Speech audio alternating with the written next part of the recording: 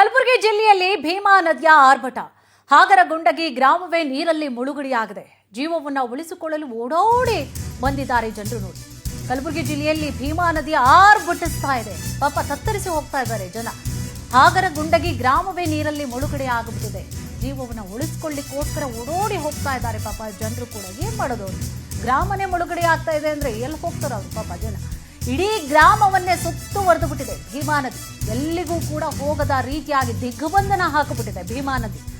ಜಿಲ್ಲೆಯಾದ್ಯಂತ ಮತ್ತೆ ಭಾರೀ ಮಳೆಯ ಮುನ್ಸೂಚನೆಯನ್ನ ಕೂಡ ನೀಡಲಾಗಿದೆ. ಕಲಬುರಗಿ ಜಿಲ್ಲೆಗೆ ಆರೆಂಜ್ ಅಲರ್ಟ್ ಅನ್ನ ಕೂಡ ಈಗಾಗಲೇ ಘೋಷಣೆಯನ್ನ ಮಾಡಲಾಗಿದೆ. ಭೀಮಾ ನದಿ ನೋಡಿ, ಅಬ್ಬಬ್ಬ ನೋಡಿ ಹೆಂಗಿದೆ ದೃಶ್ಯಾವಳಿಗಳು.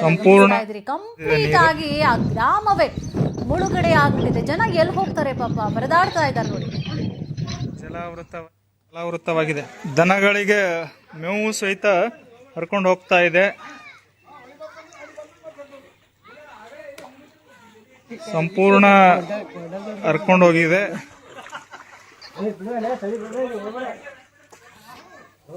ಮನೆಗಳು ಪೂರ್ಣ ಜಲಾವೃತವಾಗಿದೆ. ದನಗಳಿಗೆ ಮೇವು ಸಹಿತ ಹರ್ಕೊಂಡು ಹೋಗ್ತಾ ಇದೆ.